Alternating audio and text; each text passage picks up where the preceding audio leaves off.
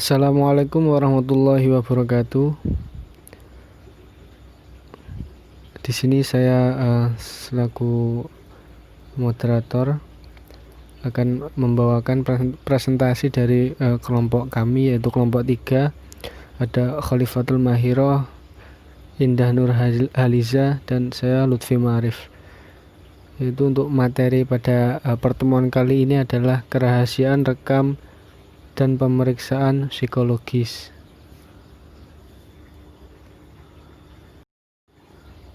Materi yang akan dibahas pada kali ini adalah pasal terkait rekam dan pemeriksaan psikologis, kemudian studi kasus. Nah, untuk yang pertama ada rekam psikologis, kemudian pemeriksaan psikologis, dan unity of sense.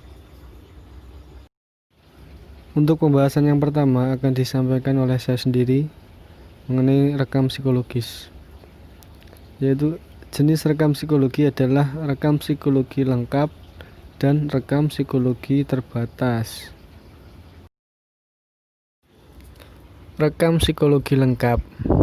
Yang pertama, psikolog atau ilmuwan psikologi membuat, menyimpan atau mengarsipkan dan menjaga, memberikan catatan dan data yang berhubungan dengan penelitian, praktik, dan karya lain sesuai dengan hukum yang berlaku dan dengan cara yang sesuai dengan ketentuan Kode Etik Psikologi Indonesia. Yang kedua, psikolog atau ilmuwan psikologi membuat dokumentasi atas karya profesional dan ilmiah mereka untuk memudahkan pengguna layanan psikologi mereka di kemudian hari, baik oleh mereka sendiri atau oleh profesional lainnya. Kemudian bukti pertanggungjawaban telah dilakukannya pemeriksaan psikologi. Terus memenuhi prasyarat yang ditetapkan oleh institusi ataupun hukum. Kemudian yang ketiga, psikolog atau ilmuwan psikologi menjaga kerahasiaan klien dalam hal pencatatan, penyimpanan, pemindahan, dan pemusnahan catatan atau data di bawah pengawasannya. Yang keempat, psikolog atau ilmuwan psikologi menjaga dan memusnahkan catatan dan data dengan memperhatikan kaidah hukum 2010 atau perundang-undangan yang berlaku dan berkaitan dengan pelaksanaan kode etik ini. Kemudian yang kelima, apabila psikolog atau ilmuwan psikologi mempunyai dugaan kuat bahwa catatan atau data mengenai jasa profesional mereka akan digunakan untuk keperluan hukum yang melibatkan penerima atau partisipan layanan psikologi mereka, maka psikolog atau ilmuwan psikologi bertanggung jawab untuk membuat dan mempertahankan dokumentasi yang telah dibuatnya secara rinci, berkualitas dan konsisten. Seandainya diperlukan penelitian dengan cermat dalam forum hukum. Kemudian rekam psikologi lengkap yang ke-6, psikolog atau ilmuwan psikologi yang melakukan pemeriksaan layanan psikologi terhadap seseorang dan menyimpan hasil pemeriksaan psikologinya dalam arsip sesuai dengan ketentuan. Karena suatu hal tidak memungkinkan lagi menyimpan data tersebut, maka demi kerahasiaan pengguna layanan psikologi, sebelumnya psikolog atau ilmuwan psikologi menyiapkan pemindahan tempat atau pemberian kekuasaan pada sejawat lain terhadap data hasil pemeriksaan psikologi tersebut dengan tetap menjaga kerahasiaannya. Pelaksanaan dalam hal ini harus di bawah pengawasannya yang dapat dalam bentuk tertulis atau lainnya.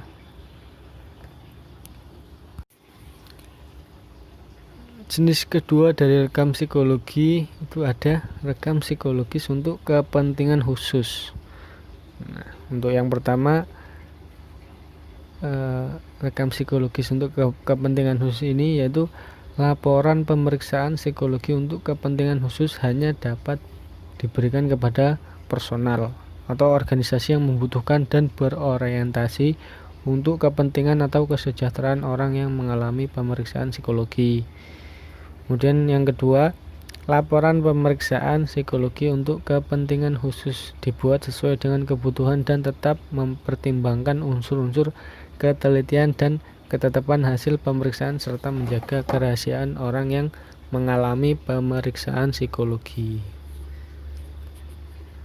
Nah, itu dia jenis dari rekam psikologi. Nah, seperti yang disampaikan tadi, ada rekam psikologi lengkap dan rekam psikologis untuk kepentingan khusus. Terima kasih. Yang selanjutnya yaitu pasal-pasal mengenai kerahasiaan rekam dan hasil pemeriksaan psikologi. Yang pertama, pasal 23 mengenai rekam psikologi. Jenis rekam psikologi adalah rekam psikologi lengkap dan rekam psikologi terbatas. Ayat pertama berisi tentang rekam psikologi lengkap. Jadi di sini psikolog dan atau ilmuwan psikologi membuat catatan, mengarsipkan dan menjaga segala yang berhubungan dengan Kode Etik Psikologi Indonesia. Psikolog dan atau ilmuwan psikologi membuat dokumentasi atas karya profesional dan ilmiah mereka untuk dipertanggungjawabkan yang telah ditetapkan oleh institusi ataupun hukum.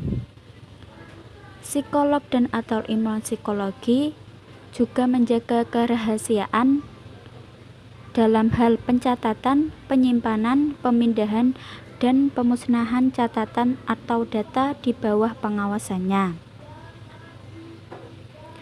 Selanjutnya, psikologi dan atau ilmuwan psikologi mempunyai dugaan kuat bahwa catatan atau data mengenai jasa profesional mereka akan digunakan untuk keperluan hukum yang melibatkan penerima atau partisipan layanan psikologi mereka. Maka psikolog dan atau ilmuwan psikologi bertanggung jawab atas semua dokumentasi yang telah dibuatnya secara rinci. Yang selanjutnya, pasal 23 ayat 2, rekam psikologis untuk kepentingan khusus, yaitu mengenai laporan pemeriksaan psikologi untuk kepentingan khusus yang dapat diberikan kepada personal atau organisasi yang membutuhkan dan berorientasi untuk kepentingan atau kesejahteraan orang yang mengalami pemeriksaan psikologi. Laporan pemeriksaan psikologi untuk kepentingan khusus dibuat dengan kebutuhan dan tetap mempertimbangkan unsur-unsur ketelitian serta menjaga kerahasiaan orang yang mengalami pemeriksaan psikologi. Yang selanjutnya, pasal 24 mengenai mempertahankan kerahasiaan data. Dalam hal ini, psikolog dan atau ilmuwan psikologi wajib memegang teguh rahasia yang menyangkut klien atau pengguna layanan psikologi dalam hubungan dengan pelaksanaan kegiatan. Penggunaan keterangan atau data mengenai penggunaan layanan psikologi atau orang yang menjalani layanan psikologi yang diperoleh psikolog dan atau ilmuwan psikologi dalam rangka pemberian layanan psikologi hendaknya mematuhi hal-hal sebagai berikut. Yang pertama, dapat diberikan hanya kepada yang berwenang. Yang kedua, dapat didiskusikan hanya dengan orang-orang atau pihak yang secara langsung berwenang atas penggunaan layanan psikologi. Yang ketiga, dapat dikomunikasikan dengan bijaksana secara lisan atau tertulis kepada pihak ketiga hanya bila pemberitahuan ini diperlukan untuk kepentingan pengguna layanan psikologi, profesi, dan akademis. Dalam kondisi tersebut, identitas orang yang menjalani pemeriksaan psikologi tetap dijaga kerahasiaannya. Yang selanjutnya, pasal 25 mengenai mendiskusikan batasan kerahasiaan data kepada pengguna layanan psikologi. Ayat pertama mengenai materi diskusi. Psikolog atau ilmuwan psikologi membicarakan informasi kerahasiaan data dalam memberikan konseling atau konsultasi kepada pengguna layanan psikologi. Yang selanjutnya, dalam melaksanakan tugasnya, psikolog atau ilmuwan psikologi tidak mengganggu kehidupan pribadi pengguna layanan psikologi. Yang ketiga, Dalam hal diperlukan laporan hasil pemeriksaan psikologi, maka psikolog dan atau ilmuwan psikologi hanya memberikan laporan baik lisan maupun tertulis sebatas perjanjian atau kesepakatan yang telah dibuat. Yang selanjutnya pasal 25 ayat 2 mengenai lingkup orang. Pembicaraan yang berkaitan dengan layanan psikologi hanya dilakukan dengan mereka yang secara jelas terlibat dalam permasalahan atau kepentingan tersebut. Keterangan data yang diperoleh dapat diberitahukan atas persetujuan pemakai layanan psikologi atau penasehat hukumnya. Yang selanjutnya pasal 26 mengenai pengungkapan kerahasiaan data. Sejak awal, psikolog dan atau ilmuwan psikologi harus sudah merencanakan agar data yang dimiliki terjaga kerahasiaan dan data itu tetap terlindungi. Itu pasal 26 ayat 1. Sedangkan ayat 2, psikologi atau ilmuwan psikologi perlu menyadari bahwa kepemilikan catatan dan data yang termasuk dalam klarifikasi rahasia, penyimpanan, dan pemusnahan data atau catatan tersebut diatur oleh prinsip yang legal. Ayat ketiga, cara pencatatan data yang kerahasiaannya harus dilindungi mencakup data pengguna layanan psikologi yang seharusnya tidak dikenai biaya atau pemotongan pajak. Ayat keempat, dalam persetujuan terhadap protokol riset dari Dewan Penilai atau sejenisnya dan memerlukan identitas personal, maka identitas itu harus dihapus sebelum datanya dapat diakses. Yang selanjutnya ayat kelima, dalam hal diperlukan pengungkapan rahasia, maka psikolog atau ilmuwan psikologi dapat membuka rahasia tanpa persetujuan klien hanya dalam rangka keperluan hukum atau tujuan lain. Yang terakhir pasal 27 mengenai pemanfaatan informasi dan hasil pemeriksaan untuk tujuan pendidikan atau tujuan lain. Ayat pertama, pemanfaatan atau tujuan pendidikan data dan informasi hasil layanan psikologi bila diperlukan untuk kepentingan pendidikan, data harus disajikan dengan menyamarkan nama atau lembaga yang datanya digunakan. Ayat kedua, pemanfaatan untuk tujuan lain. Pemanfaatan data hasil layanan psikologi untuk tujuan lain harus ada izin tertulis dari yang bersangkutan dan menyamarkan nama lembaga atau perorangan. Khususnya untuk pemanfaatan hasil layanan psikologi di bidang hukum atau hal-hal yang terkait dengan kesejahteraan pengguna layanan psikologi serta orang yang menjalani layanan psikologi, maka identitasnya harus dinyatakan secara jelas dan dengan persetujuan yang bersangkutan. Yang terakhir, dalam pertemuan ilmiah atau perbincangan profesi yang menghadapkan psikolog dan atau ilmuwan psikologi untuk mengemukakan data, harus diusahakan agar pengungkapan data tersebut dilakukan tanpa mengungkapkan identitas pengguna layanan psikologi tersebut. Ya, saya Indah. Di sini saya akan memaparkan materi mengenai pemeriksaan psikologis dengan bahasan di dalamnya. Yang pertama yaitu pengertian dan tujuan pemeriksaan psikologis, prinsip dasar pemeriksaan psikologis, proses pemeriksaan psikologi, keterampilan dalam pemeriksaan psikologi, pemilihan alat tes, sikap antara pemeriksa dan subjek, hasil pemeriksaan psikologis, dan permasalahan dalam pemeriksaan psikologi. Ya, yang pertama mengenai pengertian pemeriksaan psikologis. Pemeriksaan psikologis adalah suatu proses yang bertujuan memperoleh gambaran atau pemahaman mengenai individu yang hasilnya dipergunakan dalam pengambilan keputusan. Tujuannya untuk evaluasi dan identifikasi potensi serta kemampuan individu. Dalam dunia industri dan organisasi, pemeriksaan psikologi dipergunakan untuk kepentingan seleksi, penempatan karyawan, maupun dalam promosi jabatan. Dalam bidang pendidikan, pemeriksaan psikologi sebagai upaya dalam menentukan minat dan bakat siswa, serta digunakan untuk mengetahui kemampuan intelektual siswa. Dalam ranah klinis atau sosial, pemeriksaan psikologi merupakan salah satu pertimbangan untuk menentukan jenis terapi atau intervensi, sehingga dapat membantu klien berfungsi dengan baik dalam aktivitas harian. Ya, selanjutnya mengenai prinsip dasar pemeriksaan psikologis. Prinsipnya yaitu memberikan perlakuan yang sama pada setiap klien yang hendak diperiksa. Dalam prosedur praktikum dibagi menjadi 3 fase. Yang pertama yaitu fase persiapan, fase pengetesan, dan fase penutup. Dalam fase persiapan dibagi menjadi 3. Yang pertama adalah persiapan yang berhubungan dengan testing, seperti membangun rapo, ego involvement, dan motivation. Lalu persiapan yang kedua adalah persiapan tester, meliputi kesiapan diri, kompetensi, dan penampilan tester.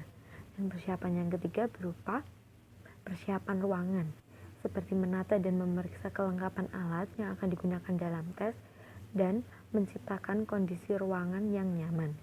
Yang kedua adalah fase pengetesan, dimulai dengan prolog dari tester, kemudian menyampaikan informasi kepada testi, dan dilanjutkan dengan perkenalan terhadap testi. Bisa dilakukan dengan panduan lembar riwayat hidup. Pelaksanaan tes dimulai dari instruksi tester. Di sini tester menjelaskan bagaimana dalam pengerjaan tes. Dan yang terakhir adalah fase penutup, yaitu akhir dari pengetesan. Di sini kita mengucapkan terima kasih atas kerjasama yang telah dilakukan. Kemudian tester mengantar testi keluar ruangan. Berikutnya tester melakukan scoring dan interpretasi hasil tes. Ya, materi selanjutnya mengenai proses pemeriksaan psikologis. Growth Mandat 2008. Yang pertama adalah klarifikasi masalah klien dan menetapkan tujuan pemeriksaan. Yang kedua, penggunaan pengetahuan dan kemampuan yang berhubungan dengan tujuan pemeriksaan. Yang ketiga, pengambilan data. Dan yang keempat adalah interpretasi data. Berikut merupakan tahapan pemeriksaan psikologi menurut Sandberg dan Taylor. Yang pertama adalah persiapan atau perencanaan prosedur pengumpulan, berkaitan dengan bagaimana psikolog memahami masalah, merencanakan prosedur dan teknik yang digunakan dalam pengambilan data klien. Yang kedua, masukan atau pengumpulan data hasil pemeriksaan, yaitu suatu proses dalam mencari data berkaitan dengan diri klien atau subjek. Yang ketiga, pengolahan data dan memformulasi hipotesis tentang individu, berkaitan dengan menginterpretasi data yang diperoleh, mengorganisasikan, selanjutnya dilakukan analisis. Dan yang terakhir adalah penyampaian hasil atau mengkomunikasikan hasil pemeriksaan, berkaitan dengan penyampaian dan pengkomunikasian hasil dari analisis data tentang klien atau subjek. Selanjutnya mengenai keterampilan dalam melaksanakan pemeriksaan psikologis. Yang pertama yaitu proses skill, yaitu suatu keterampilan dalam mengadministrasikan pemeriksaan dan kemahiran dalam menjalin relasi dan komunikasi dengan subjek. Kemahiran proses skill memberikan hasil pemeriksaan yang dapat dipercaya dan reliable, sehingga dapat ditarik kesimpulan yang benar dari data yang diperoleh. Yang kedua yaitu content skill, yaitu keterampilan dalam mengkaji aspek kepribadian yang hendak diukur. Kemahiran tersebut seperti memahami isi informasi yang ingin diperoleh, ditinjau dari aspek psikologis klien. Yang ketiga adalah cognitive skill, yaitu keterampilan menganalisis data pemeriksaan. Keterampilan tersebut meliputi pengolahan, menganalisis, menalar, mengintegrasikan, serta mengabstraksikan hasil integrasi pemeriksaan psikologis yang beragam menjadi satu gambaran kepribadian. Selanjutnya, yaitu pemilihan alat tes. Alat tes dipilih berdasarkan tujuan, lalu mengetahui kelemahan dan kekuatan alat tes dan tidak bias. Berikut merupakan beberapa jenis tes, diantaranya tes intelijensi, tes bakat, tes prestasi, tes kepribadian, tes prestasi, inventory minat, dan tes neuropsikologi. Selanjutnya mengenai sikap antara pemeriksa dan subjek yang diperiksa menurut Sumati Surya Brata. Yang pertama yaitu tidak menganggap subjek sebagai penderita atau pasien, tetapi manusia yang mempunyai harga diri dan memiliki keinginan tertentu dengan menghargai latar belakang agama, politik, lingkungan, dan seterusnya. Yang kedua, dengan menjaga rahasia pribadi subjek. Yang ketiga, membuat diagnosa dengan penuh hati-hati. Yang keempat, penuh simpati dalam memahami kesulitan subjek dan menciptakan rasa aman selama pemeriksaan berlangsung. Selanjutnya, materi hasil pemeriksaan psikologis. Penggolongan hasil pemeriksaan psikologi merupakan pertimbangan dari 5 interval penilaian, meliputi rendah sekali, rendah, sedang, tinggi, dan tinggi sekali. Beberapa aspek yang dinilai pemeriksaan psikologi dituliskan dengan psikogram atau hasil pemeriksaan psikologi dalam bentuk tabel dan grafik. Dari hasil pemeriksaan psikologi diperoleh informasi mengenai kecerdasan umum, kemampuan elaborasi, dan fleksibilitas berpikir. Seperti itu. Materi selanjutnya mengenai permasalahan dalam pemeriksaan psikologis. Yang pertama adalah klien mengelabui psikolog. Biasanya terjadi pada tes inventory. Yang pertama adalah faking good, yaitu impresi yang memberikan kesan baik agar lolos tes. Dan yang kedua adalah faking bad, yaitu impresi yang memberikan kesan buruk agar tidak lolos tes. Lalu yang kedua adalah social desirability, yaitu faking good yang mengikuti norma dalam masyarakat, dilakukan dengan memberikan jawaban yang dirasa benar, bukan berdasar keadaan yang sesuai. Selanjutnya mengenai studi kasus. Kasus ini diambil dari jurnal Insek Fakultas Psikologi Universitas Muhammadiyah Jember yang berjudul Dinamika Psikologis yang Mendorong Seseorang Melakukan Pembunuhan. Kasus ini dilatar belakangi rasa kecemburuan terhadap istri yang berselingkuh. Perilaku yang muncul yaitu pembacokan berkali-kali menggunakan celurit kepada selingkuhan istri.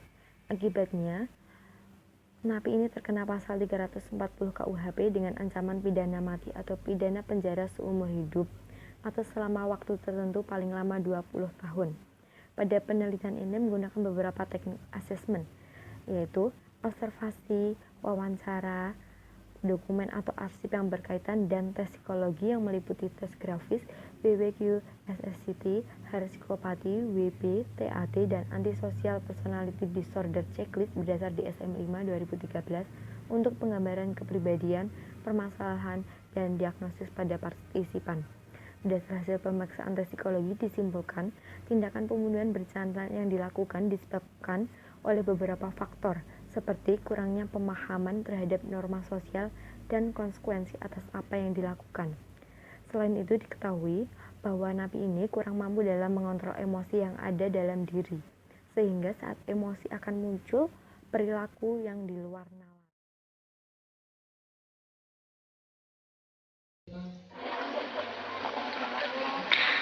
Yang selanjutnya yaitu mengenai Unity of Science. Terdapat pada Quran Surah Al-Isra ayat 34. Bismillahirrahmanirrahim. Wala taqrabu malal yatimi illa billati hiya ahsanu hatta yablugha ashuddah wa awfu bil ahdi innal ahda kana mas'ula. Yang artinya, dan janganlah kamu mendekati harta anak yatim kecuali dengan cara yang lebih bermanfaat sampai ia dewasa, dan penuhilah janji. Sesungguhnya janji itu pasti diminta pertanggungjawaban jawabnya. Jadi di sini itu selaras dengan bahwa psikolog dan atau ilmuwan psikologi itu harus bisa berjanji kepada klien untuk merahasiakan identitas klien. Maka dari itu, menjadi psikolog dan atau ilmuwan psikologi itu harus amanah menepati janji kepada klien.